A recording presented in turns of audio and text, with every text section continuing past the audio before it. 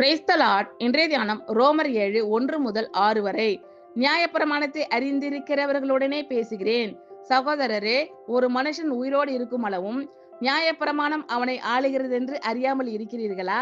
அது எப்படி என்றால், புருஷனை உடைய ஸ்திரீ தன் புருஷன் உயிரோடு இருக்கும் அளவும் நியாயப்பிரமாணத்தின்படியே அவனுடைய நிபந்தனைக்கு உட்பட்டிருக்கிறாள். புருஷன் மரித்த பின்பு புருஷனை பற்றிய பிரமாணத்தினின்று விடுதலையாய் இருக்கிறாள். ஆகையால் புருஷன் உயிரோடு இருக்கையில் அவள் வேறொரு புருஷனை விவாகம் பண்ணினால் விபசாரி எனப்படுவாள். புருஷன் மரித்த பின்பு அவள் அந்த பிரமாணத்தினின்று விடுதலையானபடியால் வேறொரு புருஷனை விவாகம் பண்ணினாலும் விபசாரி அல்ல. அப்படி போல என் சகோதரரே, நீங்கள் மரித்தோரிலிருந்து எழுந்த கிறிஸ்து என்னும் வேறொரு உடையவர்களாகி தேவனுக்கென்று கனி கொடுக்கும்படி கிறிஸ்துவின் சரீரத்தினாலே நியாயப்பிரமாணத்துக்கு மரித்தவர்கள் ஆனீர்கள். நாம் மாம்சத்திற்கு உட்பட்டிருந்த காலத்தில் நியாயப்பிரமாணத்தினாலே தோன்றிய பாவ இச்சைகள் மரணத்திற்கு ஏதுவான கனிகளை கொடுக்கத்தக்கதாக நம்முடைய அவயவங்களிலே பலன் செய்தது.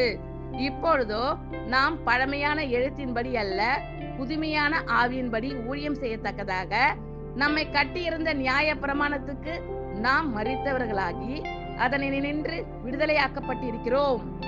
நியாயப்பிரமாணத்தை அறிந்திருக்கிறவர்களுடனே பேசுகிறேன்.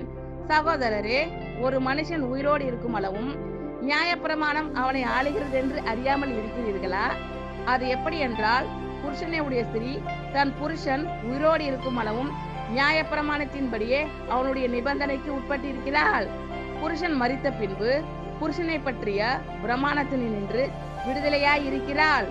ஆகையால் புருஷன் உயிரோடு இருக்கையில் அவள் வேறொரு புருஷனை விவாகம் பண்ணினால் விபசாரி எனப்படுவாள்.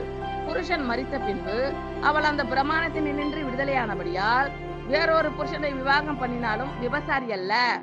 அப்படி போல என் சகோதரரே, நீங்கள் மரித்தோரிலிருந்து எழுந்த கிறிஸ்து என்னும் வேறொரு உடையவர்களாகி தேவனுக்கென்று கனி கொடுக்கும்படி கிறிஸ்துவின் சரீரத்தினாலே நியாயப்பிரமாணத்துக்கு மரித்தவர்கள் ஆனீர்கள். நாம் மாம்சத்திற்கு உட்பட்டிருந்த காலத்தில் நியாயப்பிரமாணத்தினாலே தோன்றிய பாவ இச்சைகள் மரணத்திற்கு ஏதுவான கனிகளை கொடுக்கத்தக்கதாக நம்முடைய அவயவங்களிலே பலன் செய்தது.